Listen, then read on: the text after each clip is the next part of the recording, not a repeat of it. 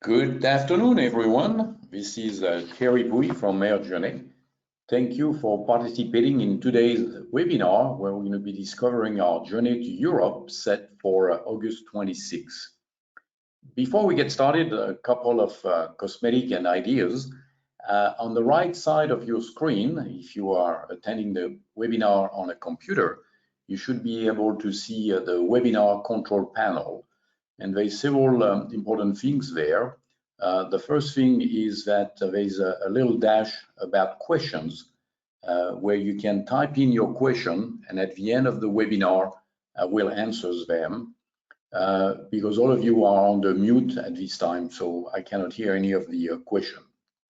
The second thing, there's also a little dash about the hands out, and on the hands out, if you click on that button, you can download the program, description of the program day by day for this webinar. And I'd like to mention also that the webinar is being recorded, and at the end of the webinar, I will send you directly the recording so you can watch again, or you can take a look or share it with some of your friends. So that's going to be another thing going on. So let's get started. Thank you first for attending the webinar, and let you know a little bit about Air Journey flying to Europe. Air Journey was created 20 years ago, and we've been visiting many countries of the world. We are going to Europe very often. Matter of fact, as I speak, we have 3 journeys in progress right now. One in Tivat, Montenegro, where this journey is going to go. We have another one who is in Akureyri, Iceland, and the last one is in a beautiful place of Ireland at a fantastic hotel, which we'll be using on our journey. When you go on a journey, we organize everything for you, not only for the hotel accommodation, the transfer, the restaurant, the sightseeing, but for you, pilot, we organize everything related to the flight. That goes on with finding the flight plan, providing a briefing discussed the night before by the journey director, because all of our journeys are escorted, as well as making sure that everything is taken care of. And I'll go into the details of how all of that is happening. When Air Journey was created 25 years ago, we set up several rules. One of them is that we spend at least 3 nights of the different destination. We don't want to pack a suitcase every day, so we have plenty of time to enjoy the destination. We only fly in good weather, which means that if there's anything questionable on where we go, we don't go or we change the destination. The last thing too is in regards of no night flying and no departure before 9 o'clock in the morning to make it very enjoyable. So let's enter into the webinar and describe what you will be seeing on our journey to Europe. The itinerary will take us from Quebec City, that's usually where we start our journey, across the Atlantic via Greenland, Iceland, and then on to Belgium by way of Scotland. And the journey in Europe is going to be visiting Bruges, Paris, Munich, Zurich, Tivat, and San Sebastian in Spain before stopping in Shannon, Ireland, and going back.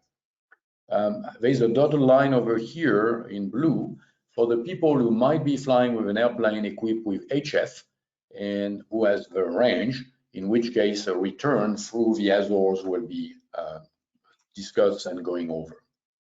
So let's enter the details of our journey. 25 days, about 9,000 nautical miles from Quebec City returning to Bangor. We'll be visiting only 1 continent, Europe, 10 countries, and 11 destinations. Countries visited will be Canada on the departure. We spend 1 night in Quebec City. Greenland, Iceland, Belgium, France, Germany, Switzerland, Montenegro, Spain, and Ireland before going back to Iceland and then Canada. The way the journeys are set up is 3 very important things. The first one is that every of our journey is escorted by a person we call a journey director.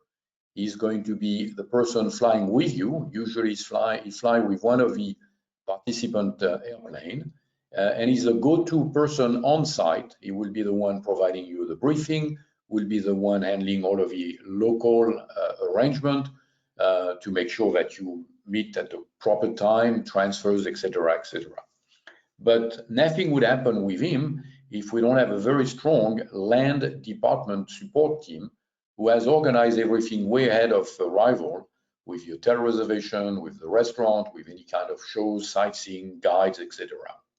And then for the pilot side, we have a very dedicated flight department available 24/7 who will be handling everything related to airplane, parking, overflight, permit, fuel release, etc. So it's really a one destination or one organization who will take care of all the details for you. So let's discover the itinerary together. Just to whet your appetite, the photo you see here is in Switzerland, Lake Lucerne. That would be one of the stops we're going to be going to. So I cut down the program in two ways. The one, we go to Europe and then returning. So the journey is open to turboprop and jets. We don't take any avgas airplane. As you can see, there is substantial distance to be covered, but there is nothing above 1,000 nautical miles for some of the plane who might have an issue with range. In case the plane doesn't have an issue with range, obviously we'll be going non-stop and avoiding a tech stop. So it's Quebec to Goose, then on to Kangerlussuaq, Greenland, then on to Reykjavik, then into northern Scotland, Prestwick, then down to Belgium, landing in Ostend to go to Bruges, then a short hop to Paris, and then another short hop to Munich. And then further down the presentation, I'll go over the next part of the journey for the return. So Quebec City, Canada, that give you a taste already of foreign travel, because the people over there speak with a funny language, same as mine, we have an accent. And we are staying at the magnificent Chateau Frontenac, who go back to the 17th century and is dominating the St. Lawrence River in the old part of the city. Fascinating place to visit and enjoy. So it belonged to the chain Fairmont, known as a chateau when you talk to the local. And that's where we all get together. We introduce ourselves to the other participant. We go over all the goodies we're going to be giving on to you. And we also are going to be presenting the first meeting and all the details you're going to need for the journey. After that procedure, and we're going to go over what is expected from you to cross the Atlantic with the position reporting. We also use what we call the family channel, which is the radio that everyone on the journey will be listening to, so we can talk to one another. So it's pretty interesting. After we stop for refueling, if need be, in Goose Bay, then we're on the way to Kangerlussuaq, Greenland. I always love to show that photo because we mentioned Greenland, and you can see a lot of green there, but we all know that Greenland is made of ice. And the hotel we're going to spending the night in Kangerlussuaq is the hotel at the airport. It's certainly not the most fancy hotel, but there's other things around to be enjoyable. The reason we go there, it's an 8,000-foot runway, as a LOC DME approach, as well as the RNAV since this year. There's also a radar environment, so it's a very safe place to go to and attend also. The airport was built back in the 1940 and was used as a staging point to bring all of the equipment, flying equipment from the US towards Europe. If time be, if we don't get there too late, we might have a little visit to the ice cap, but depending again on the schedule, it's pretty interesting to be so that. And on that day, we're going to go that evening, we're going to go over the briefing for the flight of the next day, which will take us to Reykjavik, a shorter distance, about 770 nautical miles.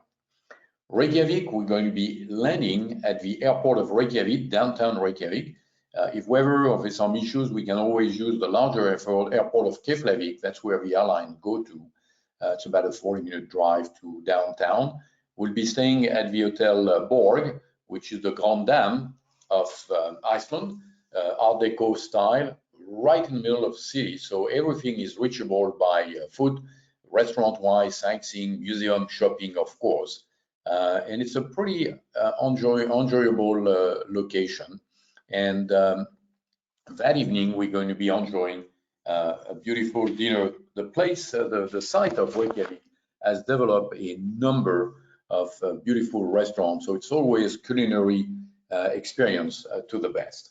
It's only a one night at the Hotel Borg, and then the next day we are going down to Ostend in Belgium, again with a tech stop if need be in Prestwick. And from Ostend we'll have a short drive to Bruges, where we're going to be staying at the Duke Palace, beautiful old-fashioned hotel, part of the Relais and Chateaux chain, downtown Bruges, which is known as the Venice of the North. I don't know where we got that from, because I'm from that part of the world, not very far away.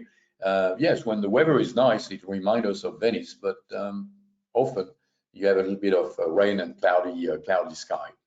What's amazing in Bruges, it's all of the art that you can be seeing over there. There's a Michelangelo work, there's a Madonna, the Madonna of Bruges, there's a market square, there's also the big Belfry, there's a Lake of Love, there's Basilica.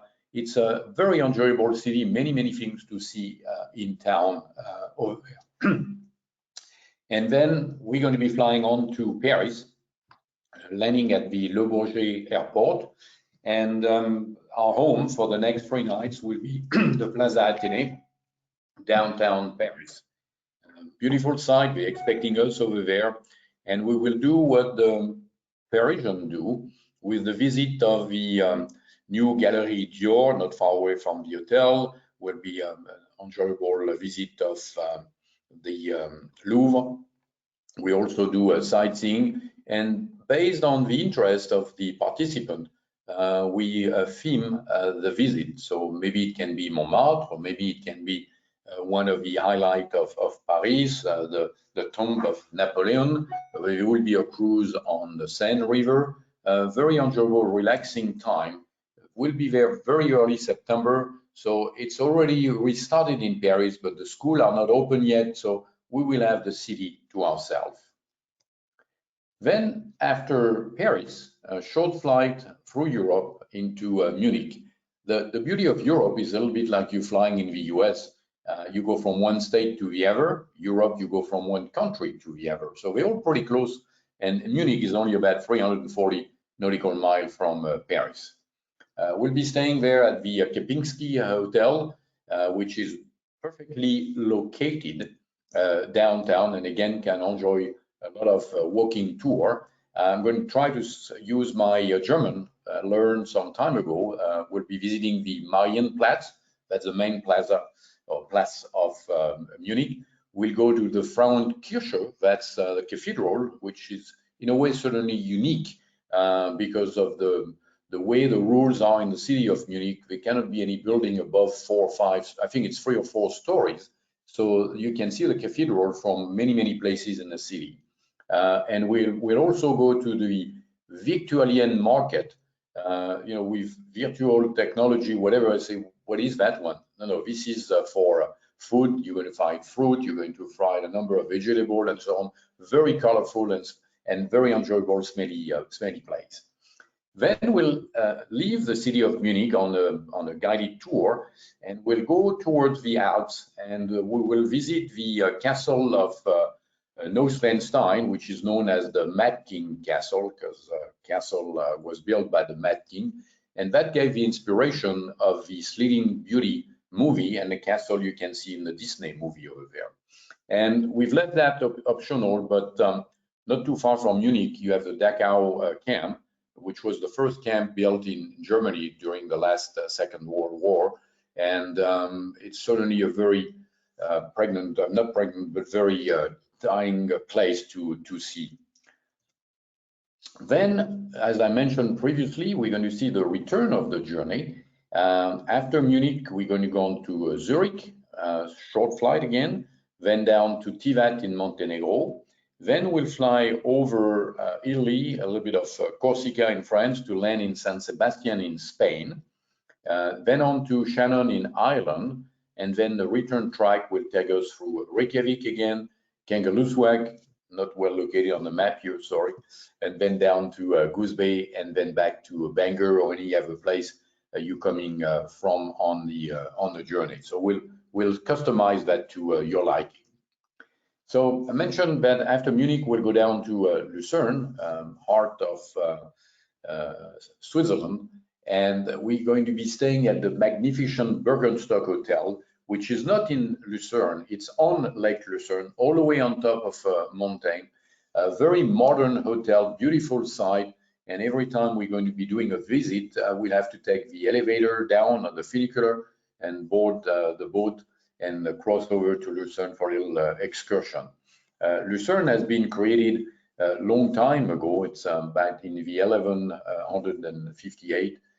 You have part of the old city still plays there. There is the wooden bridge which go across the lake. Unfortunately, this is a rebuilt lake. That one was destroyed in a fire not that long ago, but it still has the beauty of the original one, and an enjoyable place to cross over the lake to go on the other side of the city. Then after Lucerne, we're going to take off and go on to Montenegro, landing at Tivat. Point of view of flying, that's pretty exciting approach because it's again an RNAV approach. It's not an ILS, and you are flying some kind between two, let's call them hills, before you can see the runway. There's not too much traffic at the airport, so it's a pretty easy place in and out. Our hotel there will be the magnificent one and only, known as one and only Porto Nivo. It's right on the Adriatic Sea with access to many activities on the water. We will be also doing some sightseeing along the way. We'll be heading to the Blue Cave on one of the boat ride we'll do with the Bay of Kotor. We'll be able to swim in the Blue Cave. We'll also visit around the former Mamula prison. So an exciting place. It's different than the rest of Europe. Has always been basically under the influence of Eastern Europe. So the people are a little more rugged than the rest of the country, but a very pleasant, the rest of Europe, a very pleasant enjoyment destination.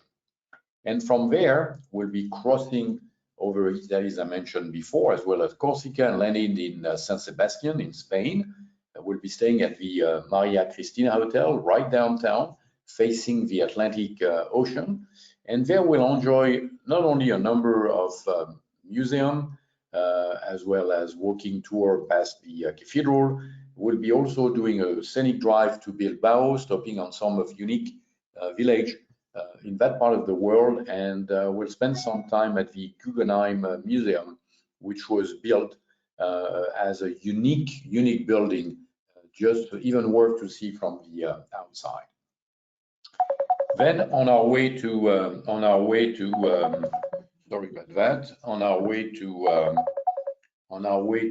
Ireland, and we'll be staying at the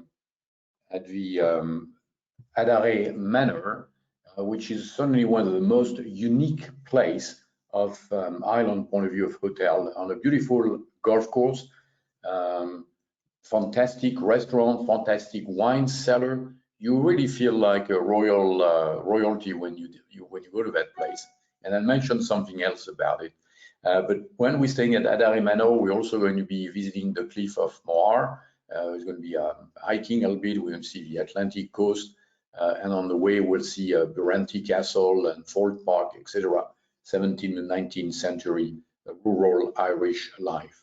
I'd like to go back to Adare Manor because the place itself is very unique. It was rebuilt 7-8 years ago with no money basically avoided to spend. And the same owner at the time is the owner of the beautiful Mandarin Oriental in Canouan, as well as Pink Sand, not Pink Sand, I'm sorry, the other place on the island of Barbados, the most famous place, the name escaped me, I'm sorry about that.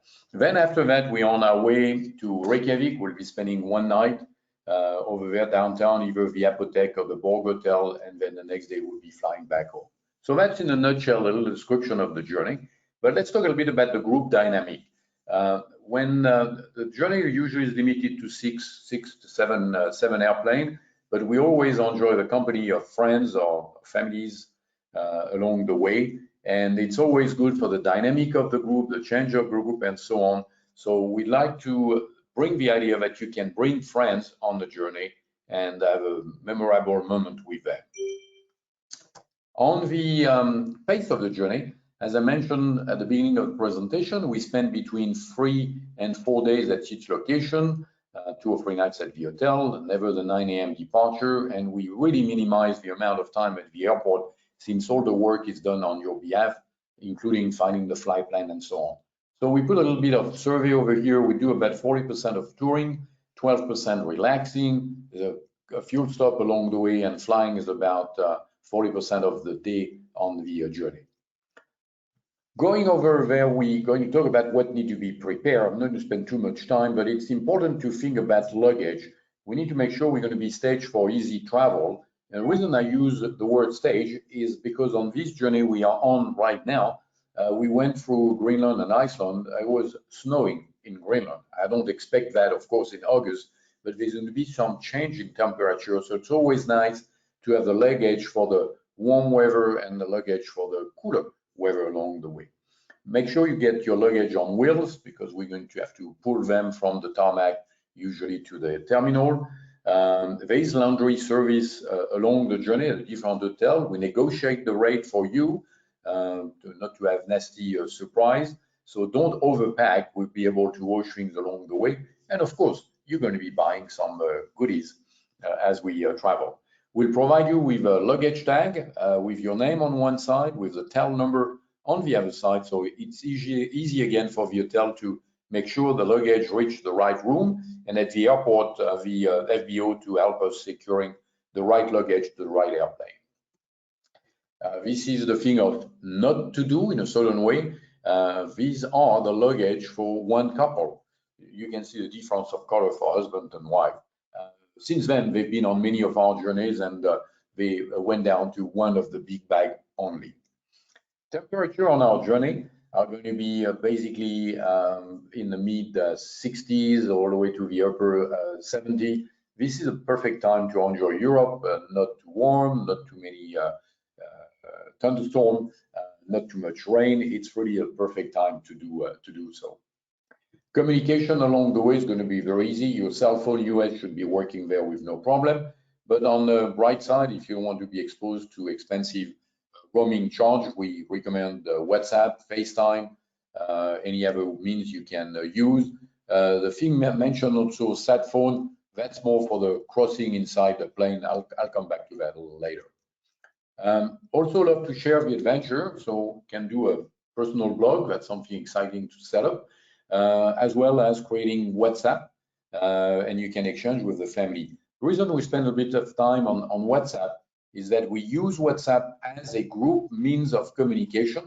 We will sign up every participant on WhatsApp, and that's where the journey director will convey the confirmation of the time for meeting for dinner, the departure time for the visit, the slot time at the FBO. We'll share right before takeoff, since the journey director is always in the first airplane, the clearance provided, confirming what has been described on the briefing the night before and so on. So very well organized. On the other way of sharing information, we use a program called Tripcast. Tripcast is a place that everybody will be signed up to, and we share on Tripcast the best photo we've taken during the day or during the journey. So that's a way that everyone on the journey can upload again the best photo. We can share this application with your friends and family.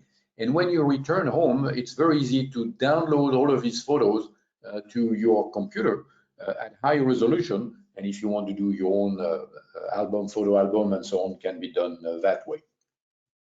Instagram is another way where people can communicate also. If you don't want to keep the blog, just keep Instagram. That's a pretty nice way to communicate. Facebook could also be another way you can communicate with your family and members. So that's a different way to share your adventure of the people around you. Let's go a little bit into the plane situation, talking about flying and safety. Again, as I mentioned previously, we keep a close eye on weather. Weather is bad, there's no need to go anywhere. We don't fly at night, that's a rule of air journey. We monitor the world situation. In a journey to Europe should not be a problem, let's keep our finger crossed. But when we go down to Africa or other part of the world, if some political issues happen in the country or surrounding, we will of course change and make sure we have a safe flight. We do find a flight plan and we do a separation about 10 minutes between each airplane, and we do separation based on the speed of the airplane. Usually the fastest airplane go first, but again, if it's different of altitude, then we can play with that. We also handle all of the fuel release. If you don't have a fuel card, we'll set one up with you and we'll take care of all of that. That's two advantage. Advantage number one, making sure there's fuel where we're going. That should not be a problem in Europe. And also you don't have to pay the fuel on site. This is billed directly to the credit card, and you receive the bill 2, 3 weeks, 4 weeks later, and you don't have to worry about going through a credit card slip at the airport waiting for the guy to have a machine connected and so on. And another thing too, we pay close attention to airport environment, not only the runway, the condition of the runway, but also it's an ICAO airport with fence, protection, security, and so on. We're not going to go to a small out in the boondocks kind of strip where we're closer to the hotel maybe, but there's no safety or security. So very, very close attention to that. We also, during the pandemic, created the Air Journey application. There's a photo over here. This allows the office to basically push to your iPad or your iPhone some important information on the journey, especially the briefing the night before every flight. You don't have to go online through your email. You still have to go online to download the brief, but all of that is pushed automatically. And as soon as you are connected to the internet, the briefing will appear inside the application of Air Journey. You don't have to press a download, you don't have to press a save, you don't have to do all of that. All of that is done automatically for you. The flight briefing, I'm not going to go too much into details, but just to give you an idea, the flight briefing is discussed the night before.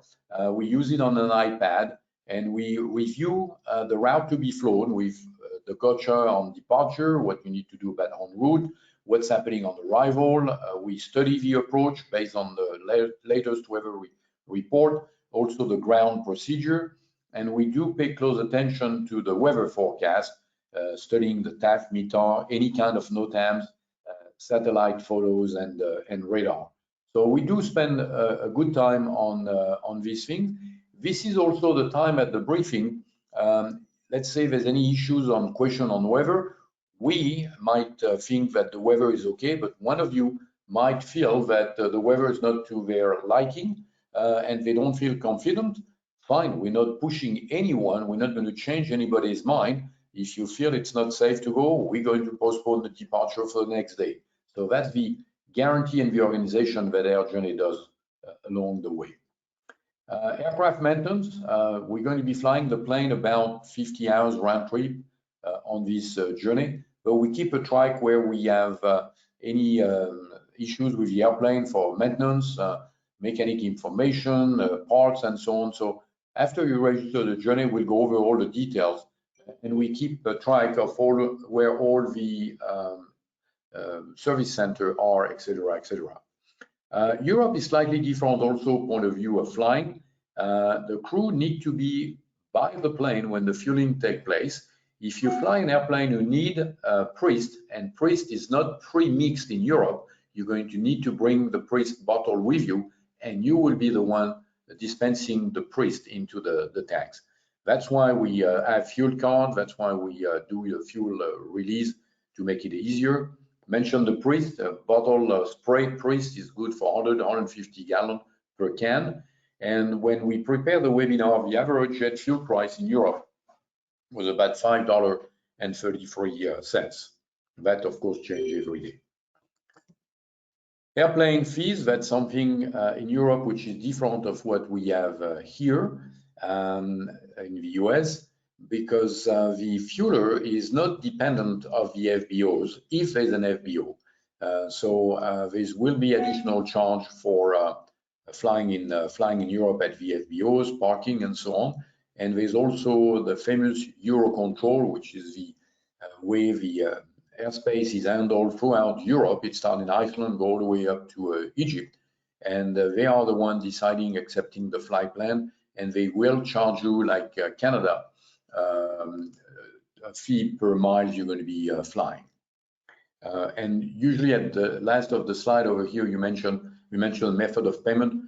We offer that prior to the journey. You might want to pay the fees yourself on site, or you might let Air Journey handle that, and we will rebill you at the end of the journey.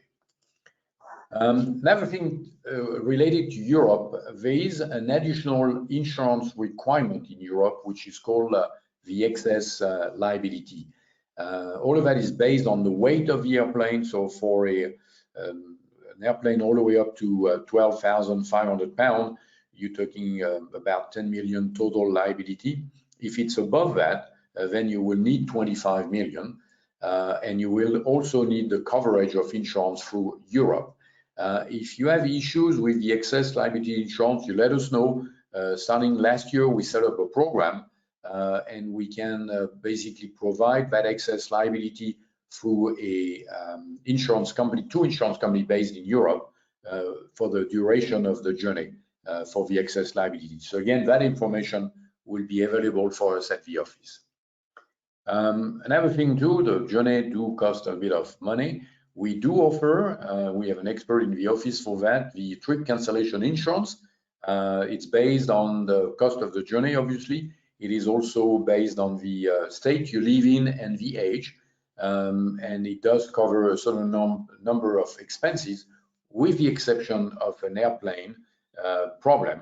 If you have an AOG, cancellation insurance will not cover that concept. So if the plane doesn't fly that day and you lose part of the journey, the insurance policy will not work for that. And again, the office will go over the details with you on that issue. Now we come to the part of the question and answer. So I'm going to see if anybody put any question. The kind of luggage we can bring, soft luggage, hard luggage, that's not an issue. The reason it's not an issue is because we provide a transfer per airplane at each destination. So it is something available for you. So you have your own car with a driver, so you can take the amount of luggage you think you require. On departure, it's one minibus who is going to bring everybody to the airport. And again, we have plenty of luggage space. But you don't need to bring all your wardrobe. Remember, you're going to Europe. There's going to be plenty of possibility of buying European clothes and so on. I got another question over here regarding the priest. The priest need to be purchased here in the US prior to departure. As I say, a can is good for about 150 gallons. So again, we'll do the computation with you and see how many can of priest need to be done. If you forget to do that, there's always possibility to find them in Europe, but it's a lot easier to get them in the US before departure. There's one thing also different in Europe. As soon as you set foot on the tarmac, on these big airports, they want you to wear a yellow vest, like you usually see in the US on the people working on the tarmac. We will provide this vest for you on the journey. Single engine across the Atlantic, Gumby suit, yes. When you cross the Atlantic on a single engine, the requirement is that each of the participant or the passenger in the plane need to have access to a Gumby suit.